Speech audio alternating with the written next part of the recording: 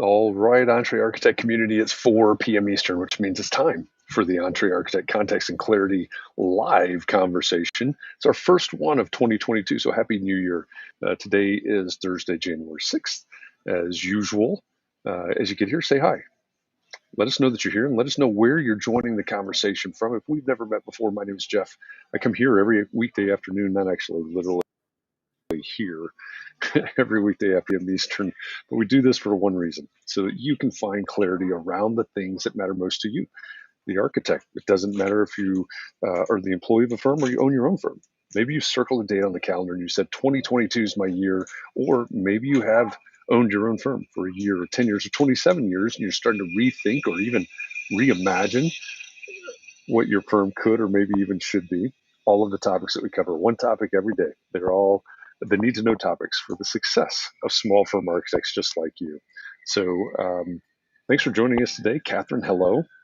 Hello, Jeff. Hello. Nice to see you again.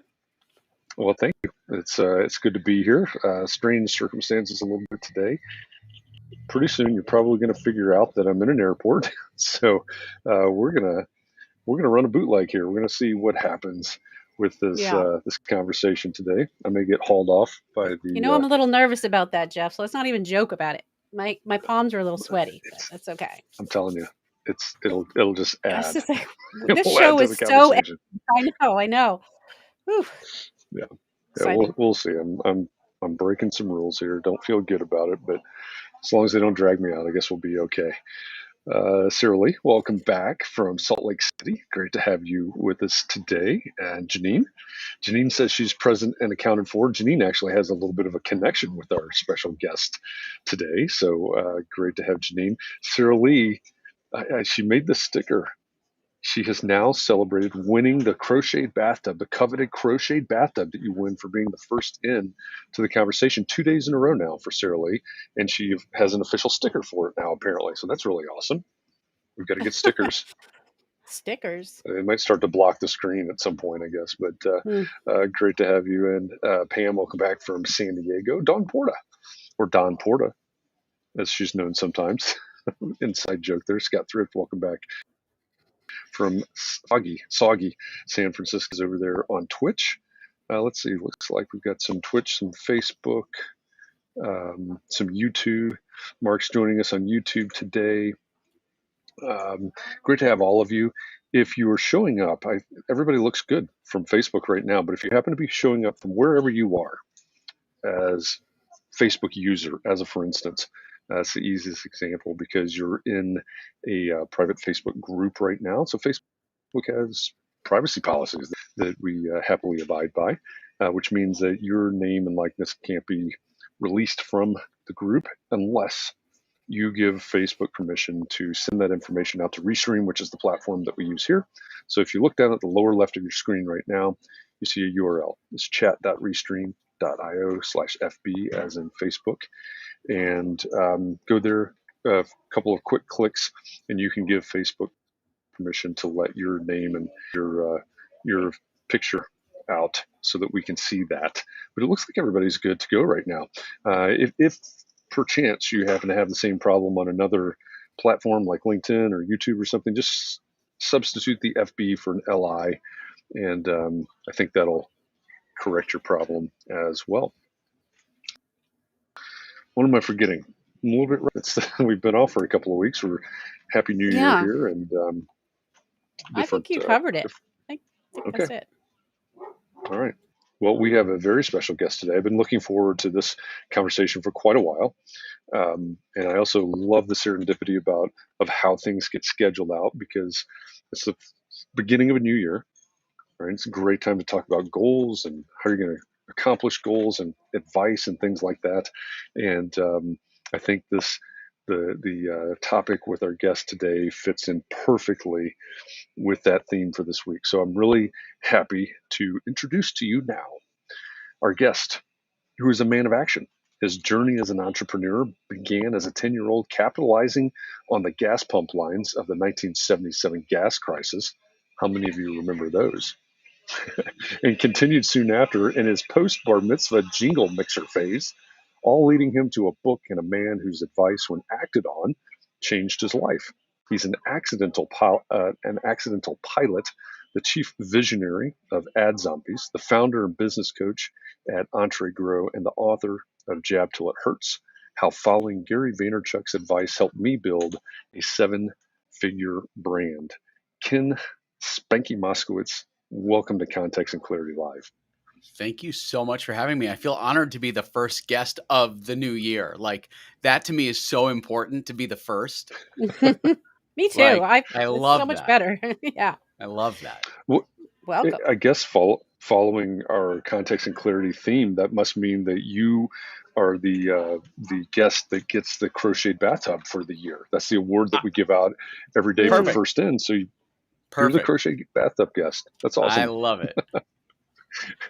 It's great to have you here. Absolutely. Thanks. I appreciate you really doing this from the airport. That's like, you're living on the edge. Like, if I had a container of day old milk, I would give it to you because I think you're that edgy right now. Yeah. But that might be a long flight. We'll see how that works out. But we've got to do it right. We've got to make it happen. For sure. So I've got to ask from the beginning, because we see on the book cover and everywhere else, we see Ken Spanky Moskowitz. Yeah. And we've been having this debate all week. Do we call him Ken? Do we call him Spanky? And some of us have speculated about where the Spanky came from. Okay. And some of us remember Gala in 1977 and, TV shows. So where did... So, my late Uncle Hai, who, passed away many years ago after my bar mitzvah, I hated him as a kid because he stuck the nickname on me when I was about 4 years old. It was Rosh Hashanah dinner at my grandmother's house, the Jewish New Year. And he came over and slapped a propeller beanie on my head and took a picture and captioned it Spanky, because I was kind of a pudgy kid and I looked like Spanky from The Little Rascals. Well, that nickname stuck. I hated it. The next year I started school, friends saw the picture, the nickname just kind of lived. And I tried like hell to get away from it for years, but it served me well, because when I went into the broadcast industry, they were like, do you have a nickname? I'm like, there's no way I'm telling you my nickname. But it worked for me, and people remember Spanky. Like, Ken is a pretty unforgettable, or a pretty forgettable name, but people never forget Spanky. So even if there's like this awkward discomfort with calling me by my nickname, it has served me well throughout my career. Yeah, that's a good one. That's what I thought the story was, just for the record. Oh, okay, good, because yeah. I was concerned. Yeah, I was concerned. Yeah, I think you mentioned it in your book, so... Right? From The Little Rascals. Yes. And by the way, John Jones, yes, accidental and pilot in the same phrase. And there is a story behind it. Which is another good story from your book, which, I don't know, you're a great storyteller. That's why I loved your book so much, I think. Thank you. It made it very interesting. Well, I think part of telling your story to help others is to just be real and genuine and tell the story. And, I don't hold anything back when I share how I built my business, how I continue to build my business. I mean, if people ask me today, Janine, we were just chatting before this, we're talking about 2022. 2022 is going to be a year of action for me, because I felt like I lost the entire year of 2021. I started with COVID. I was sick for 3 months. Then we moved. Then I had shoulder surgery. Like, my entire 2021 was a medical anomaly. And so, like, I'm ready for 2022. It's about action and movement and momentum. And for me, I find that once you start that ball rolling, it's really hard to stop it. But when it stops, boy, you can get in your head really quick. Yeah, I think that's a great point, a great observation. I feel that same thing. I am definitely habit driven. It's easy for me to develop habits and stick with habits, forever, unless they stop. Like you said, unless that ball stops rolling. So your story fits in, like I said in the intro, with exactly what we're talking about this week is how are we going to take action. This is number 420 some context and clarity conversation that we're having right now. And so we've spent nearly 2 years now learning and consuming and absorbing and taking some action. But I feel, just like what you're saying, I think it's really important for us to really kick it into the action mode this year. And I think, I said this morning, we do Clubhouse, we do our coffee talk on the Clubhouse app in the mornings. And I said this morning, this could be a really strangely meta conversation because in my mind, this is a guy that read a book, took the advice in that book, wrote a book about taking that advice, and is now giving advice based on, it's all a strangely closed loop there. And one of the questions that came up this morning was, and I guess we should give the backstory here in a minute, but one of the questions that came up this morning was why Gary Vaynerchuk's jab, jab, jab, right hook. Why was that the one? Why was that the book that kicked this whole ball into motion, so to speak? I had spent so many years in the corporate world working for someone else, and I felt like I was just working for a paycheck, but I didn't really feel like I was able to give fully of myself to our clients because there was always, I had a boss and I had people I had to report to. And so I never felt like I could just give freely, like my creative ideas and to really express myself. And when I read Jab, Jab, Jab, Right Hook, I realized that that's the way to really grow something is just put it out there, give it to people, share what you know, give them all your crazy, wild, creative ideas. And if they judge you because some of them are way out there, that's fine. But just give, give, give.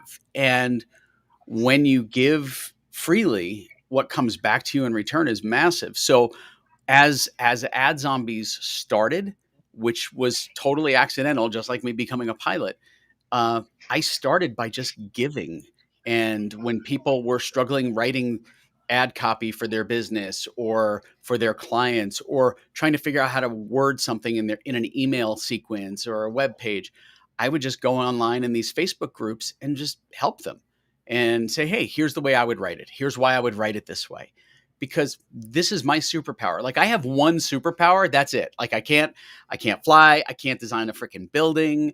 Like I make great stick figures of people, but if you need help to word and write the words that sell what it is you do, that's my strength. Like I can do that all day long with my eyes closed. And so I just started giving myself to people and helping them come up with those words. And I really felt the energy and the momentum of that jab. In Gary's book, Jab, Jab, Jab is give, give, give. The right hook is the ask. And so I just started jabbing and giving and helping people. And what happened was the right hooks really came very softly. I didn't have to ask for a sale. People would just contact me and say, hey, could you help me write this? What would it cost for you to write this? And so suddenly a business was built by just helping people out there in the wild word their messages. And that's how it started. And it's remarkable. And I think back to how it started. It was so organic and easy and effortless. And I think that's the way life should be. It doesn't always have to be hard. I think humans tend to make it harder. We think about all the complexities and the difficulties and the things that can go wrong because that's our natural protection. For me, it's just, let me do this shit and see what happens. Yeah, I think that's great advice. And I'm a Gary Vee fan. I think I've read I listen to books. So I think I've listened to all of Gary Vee's books and, jab, jab, jab, right hook, excuse the pun, but it landed with me as well. Brian's asking a question right now, and Katharine, it's actually very similar to the question that you asked in Clubhouse this morning. Yep. Do you want to go down that road for a second, Katharine? Sure. So, because I'm an architect and because a lot of us are architects, I think about these books and how can I apply that to my own business. And so this morning I was talking about how a lot of us lately have been talking about charging for consultation. So when someone asks us to come over and look at their project, we've gone over spent so many hours just with tire kickers. And so now we charge to go, right? So, Right. I mean, that's not jabbing. I don't think that's jabbing because that's not what you're talking about being in Facebook groups or anything. But so where's the line between jabbing and doing the work for free? I mean, that's the main question. So I think so let's just apply it strictly to the architecture space, right? For you guys, it's being in an online community with other architects, and oftentimes there may be a junior architect or someone who's just coming up who's learning the ropes and mentoring them and helping them along the way. That's the kind of jab that really brings value to the world and to your community, right? To your industry. And so helping them evolve and grow, not necessarily the clients, right? The clients they already know they need an architect, they want an architect, and they have decided you're the architect, right? Or they want to get a bid from you on something. You're not going to give away those services for free, but helping those in the community certainly comes around in spades oftentimes, because you're not looking to do it to grow the business. You're looking to help someone. But what happens is a side effect of that is that growth occurs naturally, because when that architect 3 years from now gets on a project that they need someone who's got way more experience, guess who gets that project? Guess who gets that call? It's a long-term play. Yeah. It's not a short-term play. And if you go into it with zero expectations of getting anything in return, that is the absolute best approach, because when you do that, you're always delighted when something good happens. Mm-hmm. Oh, that's very true. Yeah. I mean, I think that's, the good deed where you're not expecting anything in return. That's the actual good deed. If you're waiting for someone to praise you or notice that you're a hero or something, it's not the same. So, yep. For I don't know. sure. That's why it seemed to me, someone we were talking about this morning about why you were attracted to the jab, jab, jab, right hook. And I said that from reading your book, I got the sense that you were a very good guy. So it would seem like you wanting to help people went with your personality, and it wasn't a fake thing at all. You were just helping people, so it worked for you. Yeah, I naturally jump into things, even if I'm jumping in way over my head to help people. I remember years ago getting a call from an architect friend who had a production company that was doing work with them, and the production company just bailed out in the middle of doing this filming of this TV show, this pilot. And he called me up and he's like, "Hey, I need your help. Can you look at this footage?" And I'm like, "Sure." Has my production crew ever shot a TV pilot to that point? No, but we'll figure it out. And so I jumped in and figured it out. And he said, "Well, how much is this going to cost?" I'm like, "Don't even worry about that right now. Let's just see if we can do this, right? Let's see if I can help you, because I can't say what this looks like until I wrap my head around it." And so I like to approach things from just, let's help. Let's see what we can do. It's the same thing that goes back to the 1977 gas crisis, when the people were waiting in lines for odd and even days at the gas pumps. I didn't go out there with my bike to deliver newspapers, coffee, and donuts with an expectation or a price attached to it. I went out because people were in line, and I'm going to bring them coffee, donuts, and newspapers. And I wound up making thousands of dollars in tips. I never asked for a dime. I never charged a service fee. And eventually I made a sweet deal with the Dunkin' Donuts and the luncheonette, and they stocked me up and gave me a discount. So I made some money there, and I made tips. It was golden. But at the end of the day, I did it because there was a need. And just like the time I started Ad Zombies, when I saw this guy in a Facebook group who wrote a really horrific ad for a plastic surgeon, I had to help, because everyone was piling on him and telling him what a crappy ad he had written. Well, he already knew he wrote a crappy ad. He said, I don't know what's wrong with this thing. It sucks. So it's just a natural state for me. I want to help people. Yeah, I can relate to that. That story you told about the advertisement for the swimming school. God. Sorry, Jeff. That was very heart-wrenching. I almost had to fast forward that book. So, anyway, I won't talk about it now because it's very sad. Anyway, go ahead, Jeff. No, well, you were just talking about the guy that had the sucky ad, right? This ad sucks. And as you were saying that, we're talking about Facebook groups. And so for those, maybe you're listening to the podcast version of this right now, or maybe you're joining this Context and Clarity Live for the first time. If you don't know, Context and Clarity that we do every day is a community that has grown out of a Facebook community called Entree Architect. And it's larger. There's an academy. There's different sides to this. But what you're talking about, of course, it's a close community for architects. So, there are some differences here. But what you're describing happens on a daily basis inside this community, inside the Entree Architect community. Someone has a question about something, right? Whether it's licensure or career or what would you do, that type of thing. People jump in to help. And I think, the advice for everybody is, okay, it's great to support our community. Someone's on the phone. Hang on. It's great to support our community. So then how can we turn that around and support communities of ideal clients, perhaps? Right. So I think that, someone, and I don't remember where it was, made a comment in the group, helping clients understand the process and what to expect as a good job. I think that oftentimes consumers, your customer, your clients, they don't necessarily know where to go online to hang out and find the architect. So they may start searching in different Facebook groups or different LinkedIn groups or different places. And you'll see those questions pop up that inherently that's a potential client. And I would be one of those people. Like when we were building our horse stalls, I went into all of these communities online for barn builders and horse stalls, and because I was trying to A, get an education, and B, find someone locally that could build my stalls for me. But I didn't know where to start. And so then I started asking questions, and someone was educating me on the difference between doing a stick build barn versus steel, and different structures, and why you want this versus that. And like that education is what led me to the contractor that eventually built my barn.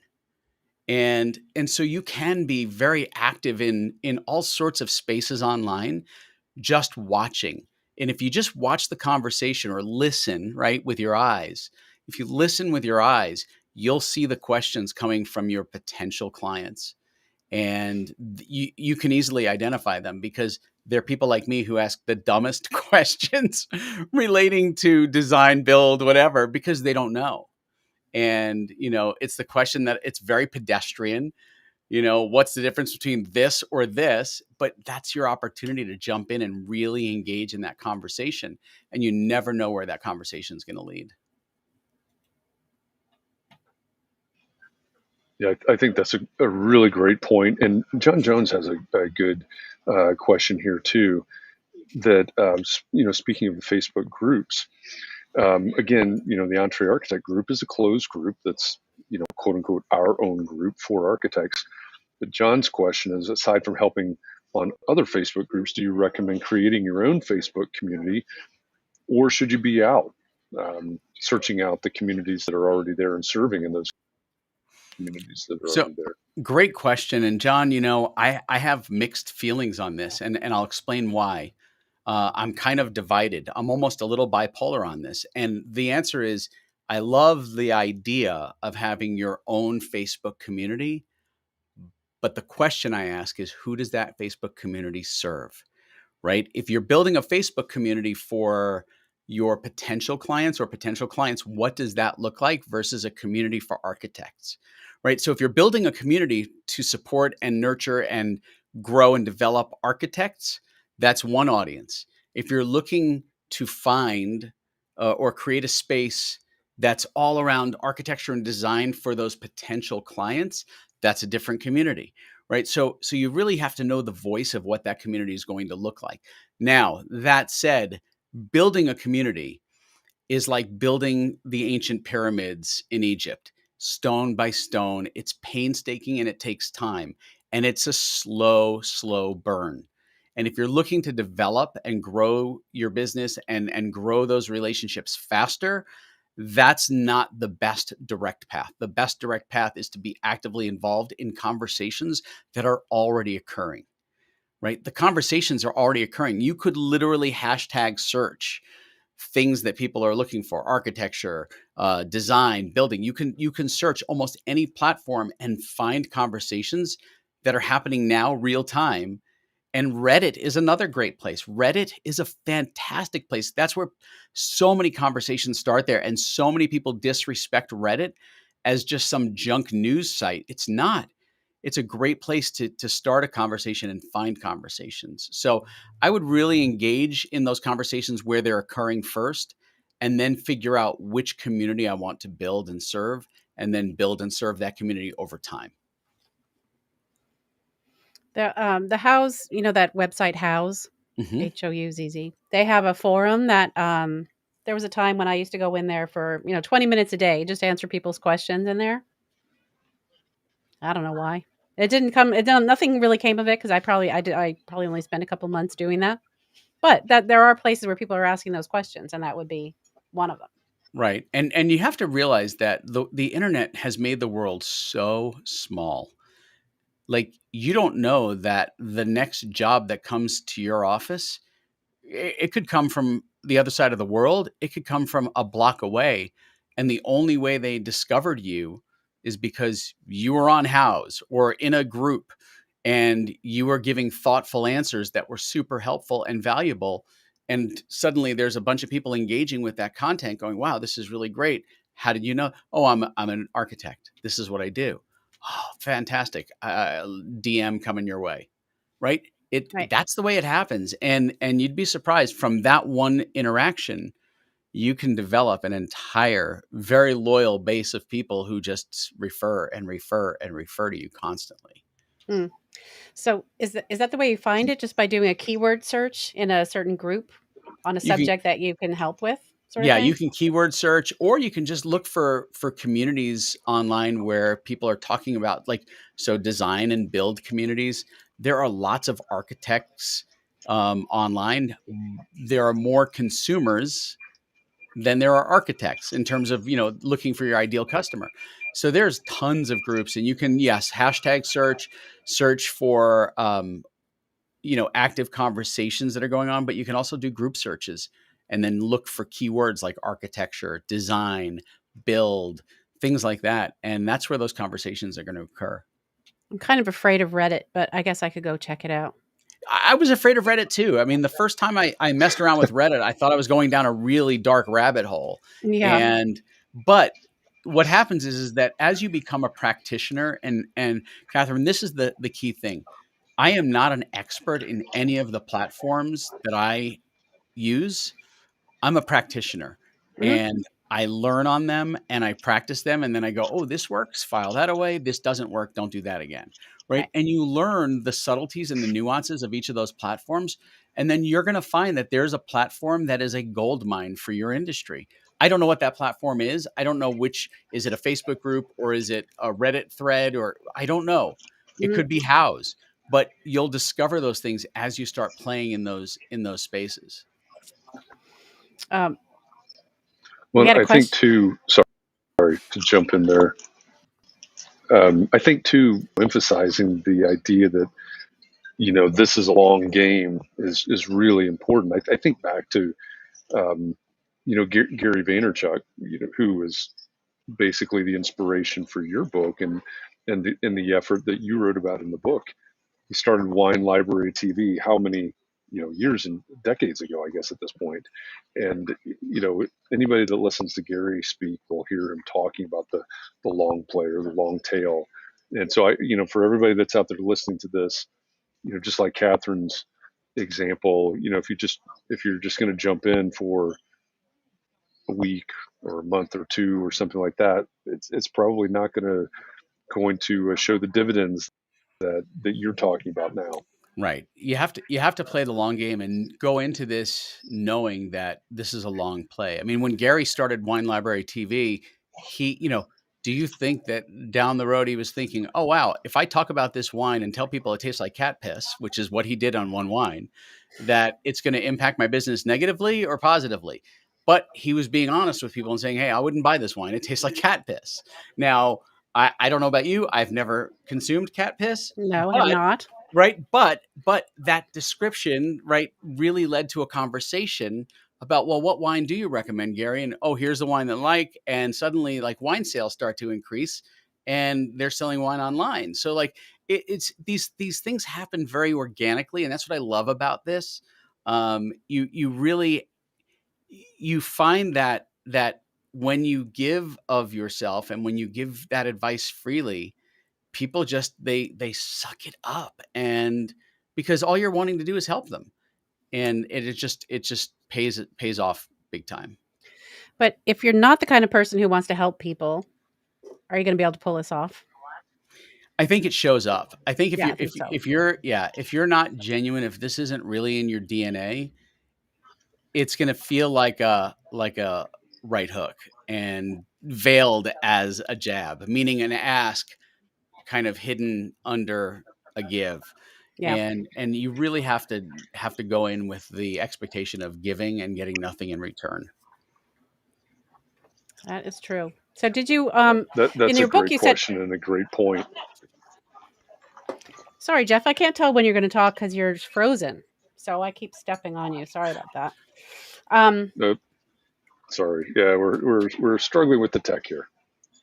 Go ahead. Okay, it's pretty amazing that we can all be here together anyway, and you're in the Atlanta airport. And anyway, I was just you in the book. You had mentioned you spend an hour on Facebook a day answering questions. So do you kind of like time block that out every day? And I do, and sometimes it's different times of day. Sometimes it's in the early morning. Sometimes it's late at night. But I always do block time, and there are days where I'll be able to jump in and answer 10 different things, and there are days where I'll spend time on one conversation, and it really depends on the depth of the answer or where the comments go. Because, see, for me, I think one of the things that I learned very quickly is you can't just drop a bomb and then walk away.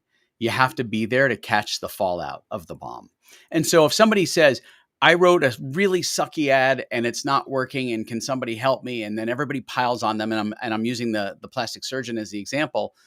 I went in, rewrote the ad in the comments section of the Facebook page or the Facebook post. And then people started responding going, oh my God, where did you learn to write like that? And then I said, oh, this is what I've been doing my entire career. I'm a copywriter. I'm a storyteller. I grew up in the radio business. And so I'm giving people a little bit of insight. I'm not selling myself at that point, but I'm staying engaged in the conversation, which then leads to other conversations. So that's why you have to have some dedicated time to do this, and just do it with knowing that this is like brushing my teeth in the morning, and doing the things that you do normally to prepare for your business day. This is just part of my business day. And sometimes it's on Facebook, sometimes it's on LinkedIn, sometimes it's Twitter, and it's also engaging with other people's content, right? If there's someone who's sharing a struggle on LinkedIn or on Twitter, and I can help them with just a simple answer, I'm going to just jump into that conversation. Insert yourself into those conversations, because that's where you can really provide value. That makes sense. Yeah, I think. Sorry, I'm slow. I think that's a great point. One of the things that I've noticed, and I ebb and flow. I'm thinking back to Sarah Lee's question from a minute ago too. It's how much time do you dedicate to this? And I'm really bad at just riding the wave. I'm a lot into LinkedIn and doing exactly what you were just talking about. That has paid off. It's been very beneficial. There's been a lot of things come out of that, and then somehow Right. I get overwhelmed with everything else that's going on, and it ebbs, right? And then it goes away, and it takes time to build that momentum back up, like we talked about at the beginning as well. Right. Well, you kind of spend time every day doing it, Jeff, with us. I mean, every day you just come on here and create this community with us. So,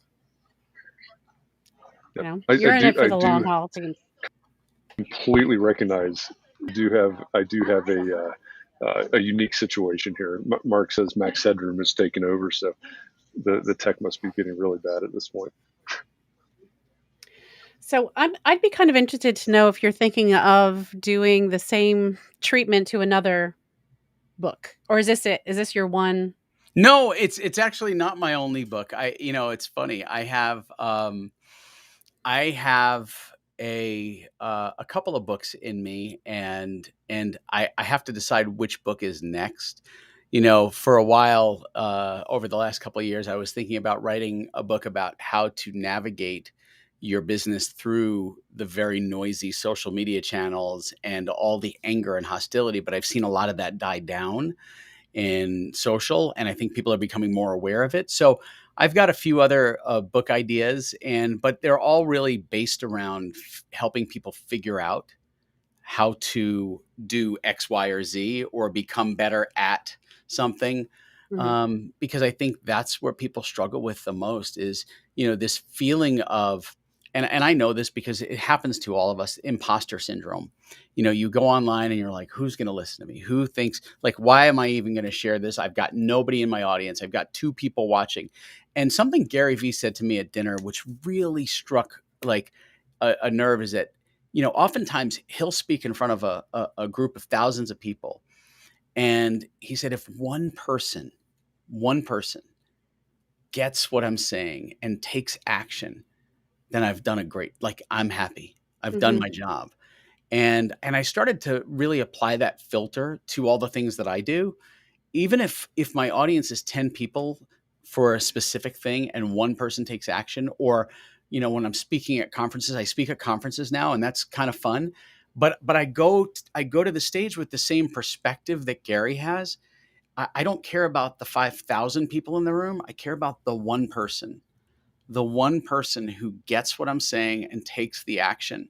And it's surprising to me how many people will listen and consume and never take the action.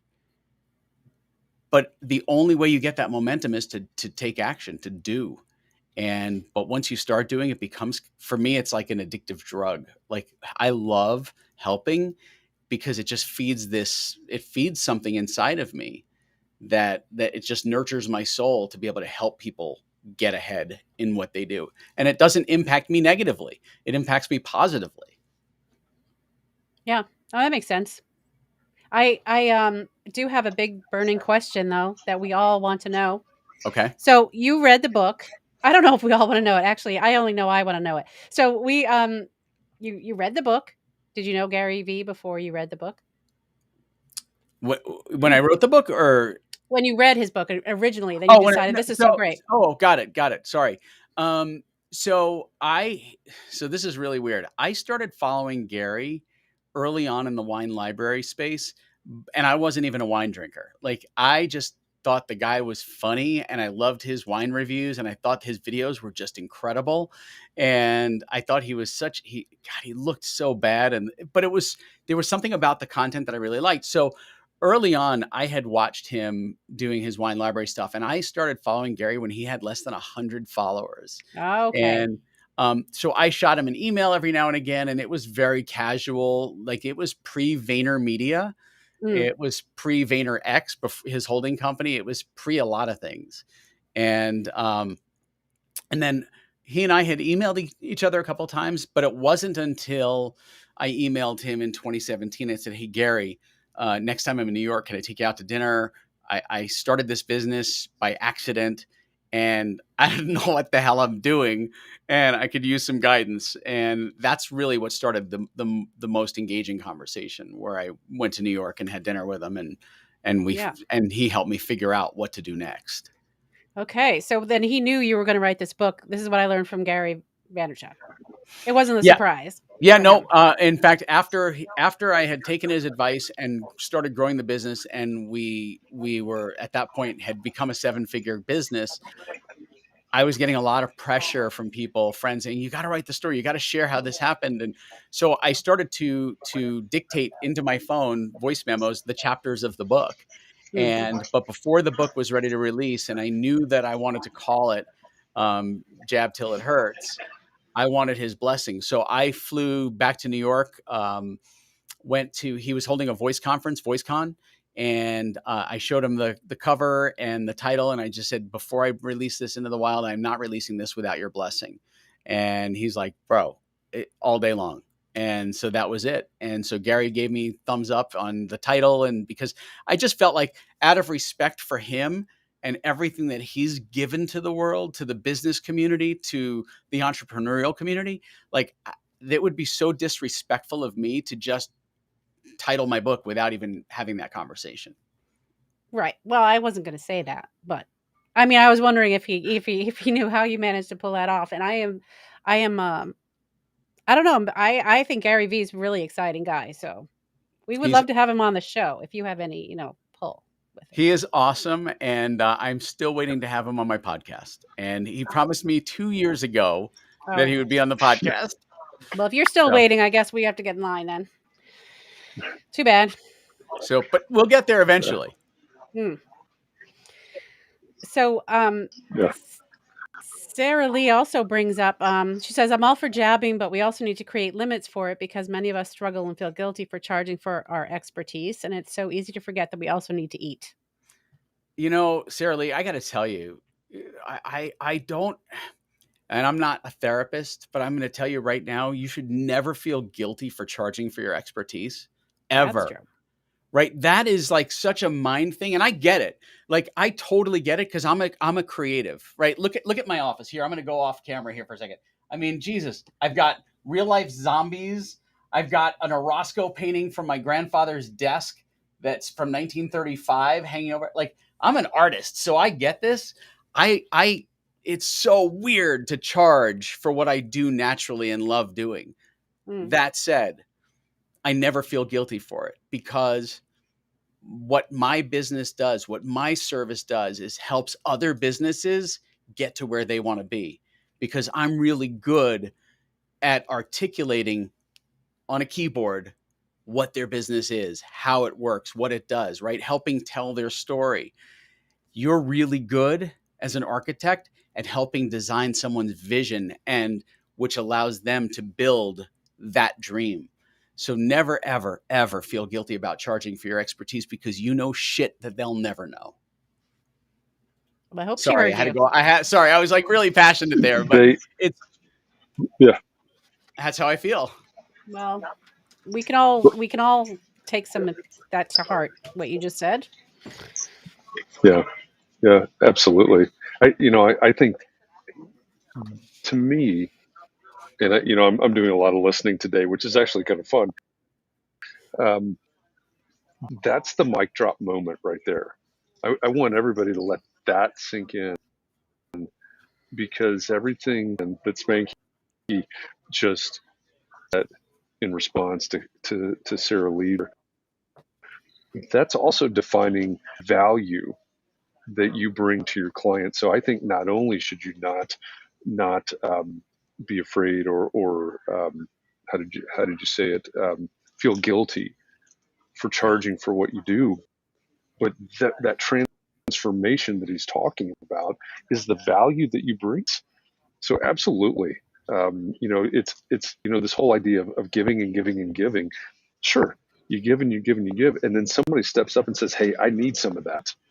Right? I need some of that transformation that you can bring about as an architect." That is exactly when you start talking about and charging for the value of what you produce. Right. So thank you for saying that. As an architect, right? You deal with a homeowner or a consumer or a business owner who's got this vision wrapped in their head. They don't know how to articulate what the hell they want. They just go, I want it to look like this, and here's an inspiration piece, and here's this, right? But you're able to filter all of that garbage, all of that noise, and craft this magnificent thing that in my wildest dreams I could never design, right? Like I said, I'm really good at stick figures, but so there's like magic in what you do. Every business, no matter what industry you're in, there's magic in what you're able to do. Like, I can't do the shit that you guys can do. Just like you guys, most of them can't do the shit that I do. But that's where the magic is, right? It's that's your superpower.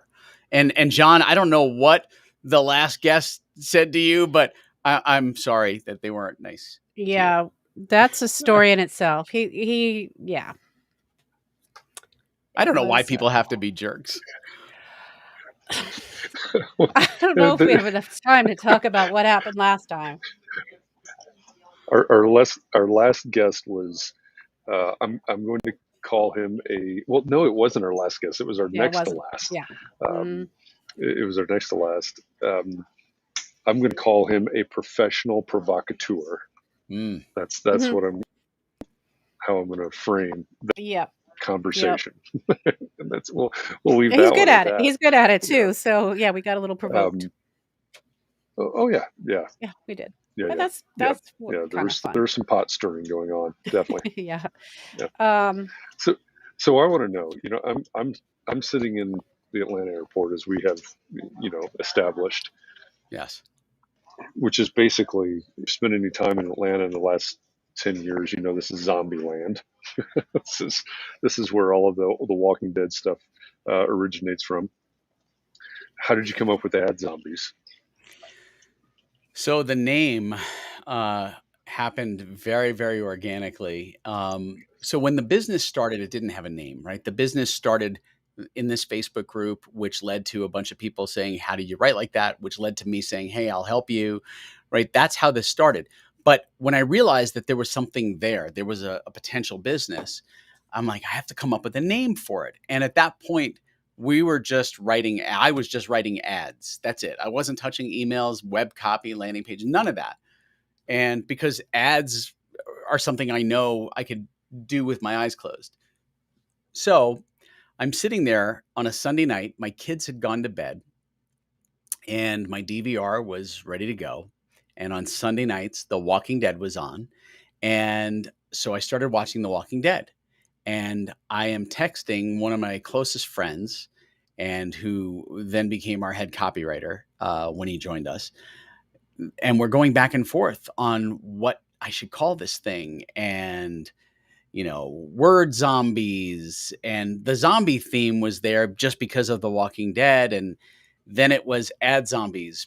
We bring ads back to life. And so that was the initial iteration, was because we were having a conversation back and forth while watching The Walking Dead, and the name stuck, and a business was born. That's a good story. That makes so much sense too. And even though it seems like it was just coincidental, it makes you bring ads back to life. Yeah. Perfect. And and so that was really version 1.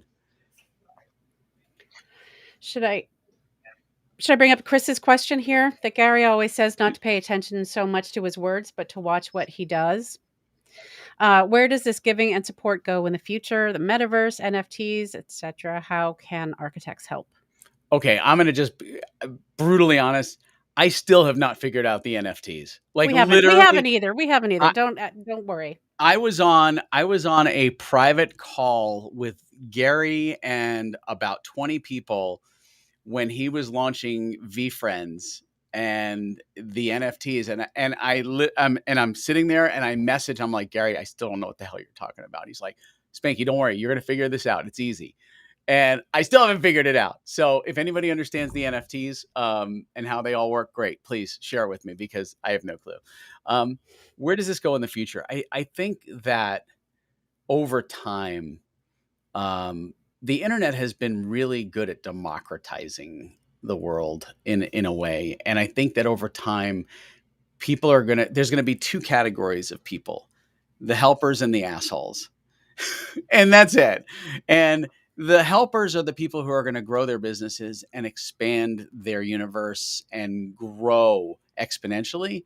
And the assholes are just going to be the trolls that live to incite and to poke and to piss people off. And I just choose to not be that in that category. I want to be helpful. And I think the more you focus your energy on good and positive, the better. And I don't want to sound like I'm trying to win a Miss America contest, but the reality is that there's so much negative in the world if you listen to it, if you allow it in. And I am really, really good at protecting what gets in here. And I protect myself from a lot of the noise, a lot of the dirt, because I don't need it, right? I just want to focus on the things that make the world better and doing good, because as I do that, my business does better. My life is better. My family is happier. I'm happier. And, there's enough negative out there. You can look for it. Watch 30 minutes of any newscast and you'll find it real quick. Mhm.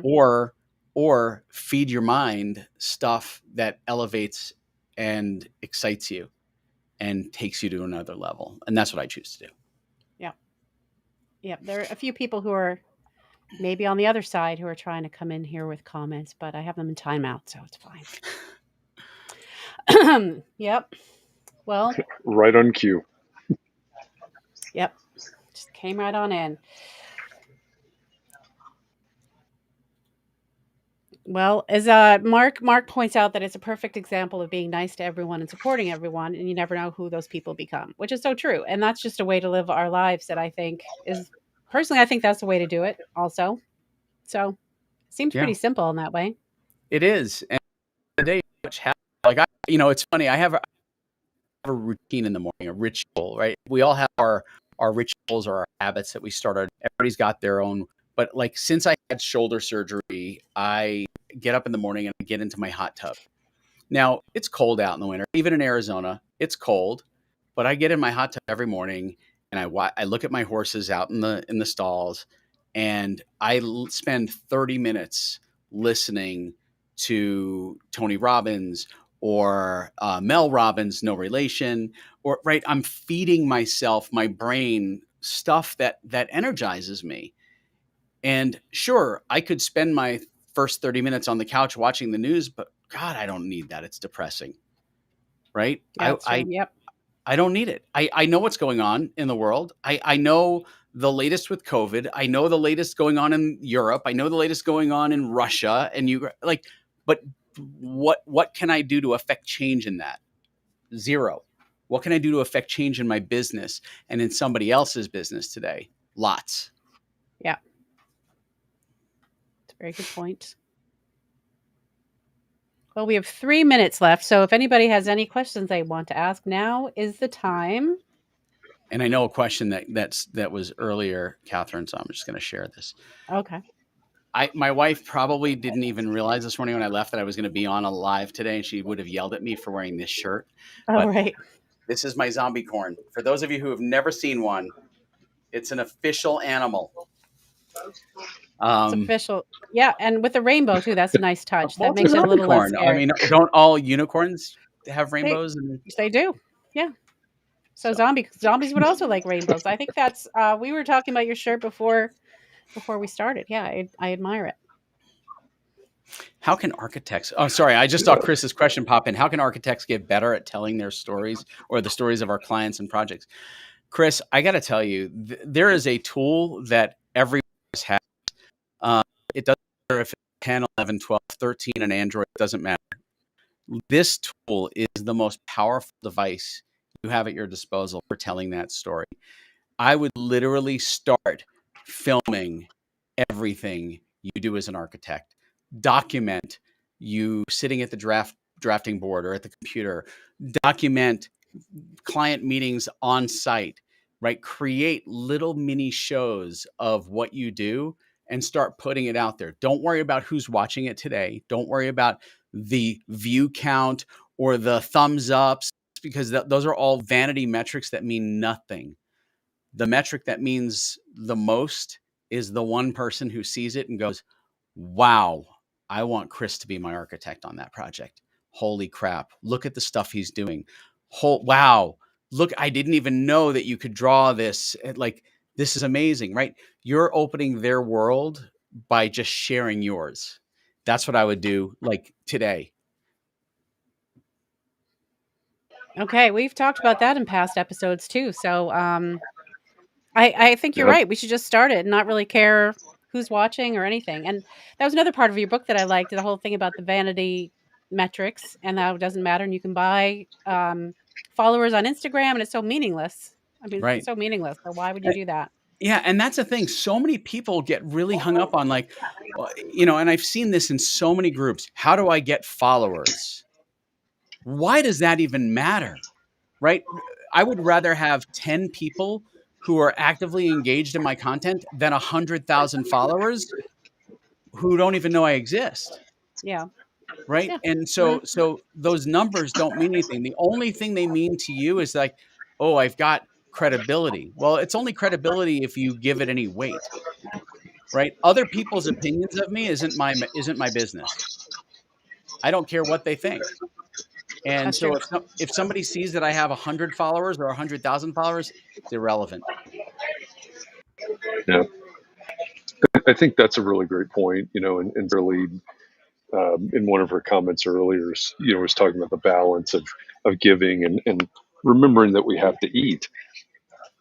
100,000 followers don't feed you, right? And unless somehow those 100,000 very engaged and at that level. So, but 10 very engaged followers, 10 very engaged ideal clients can feed you. So I think that's another mic drop moment. It's another great piece of advice. I realize that we have passed our hour mark here. So it's time for us to wrap it up. But this is another one of those conversations. I feel bad. Honestly, again, I'm sort of on vacation here. I'm sitting back and listening, which is kind of wonderful. I would love this conversation to keep going, but we have to put a limit on it. So, Ken, thank you very much for joining us. I really appreciate this Thank conversation you. and you being willing to come on and share your advice with us. Thank you so much. And, if I can help you guys in any way or have questions, just reach out to me. I'm happy to answer them. Yeah, we will. Well, thank you. It's Appreciate that. really Yeah. inspirational. So thanks. Thank you. It really has. This is one of my favorite conversations. And Katharine, thank you for really carrying the load on this one. And to everybody out there in our live audience, thank you for showing up. Thank you for making. I say this all the time, but thank you for making context and clarity a thing. Because if it weren't for you, if you didn't show up for these conversations, we wouldn't be talking to Ken right now. So thank you for that. We appreciate each and every one of you, all of your questions, all of your comments, all of your support in these conversations. And for those listening in the future, believe it or not, in the future on the podcast version, thanks for listening. Let us know what you think about this episode. Of course, if you want to watch the replay of this, you can go to the Entree Architect YouTube channel, the Entree Architect Facebook page, my LinkedIn account, also my Twitter feed. So you can rewatch this conversation in any of those channels that you want to. Share it with your friends. Share the information, the inspiration that Ken is sharing with us all now. So with that, again, thanks, Ken. Thanks, Katharine. And thanks to all of you out there. And we will be back at this tomorrow at 4 p.m. Eastern, right back in the Entree Architect Community Facebook group. Tomorrow will be our first mystery member spotlight That's of 2022. Right. We're back to I always forget. It's so delightful every time. You forgot. I did. You forgot. Whoever we highlight tomorrow, it's a mystery right now. The guessing begins at 4 p.m. Eastern. It's one of our most popular segments that we have on context and clarity. So join us for that 4 p.m. Eastern tomorrow. Clubhouse tomorrow morning as well at 9 o'clock a.m. For our 30-minute coffee talk. And Katharine will be hosting that conversation and get the community building conversation over there tomorrow morning. Until then, please take care of yourselves. Be well, be safe, keep those around you. So a little bit of time to breathe and relax and find some way to rejuvenate because we're going to do this all over again tomorrow. So until then, thanks everybody. Appreciate all of you and I hope to see you somewhere sometime soon. Thanks everybody.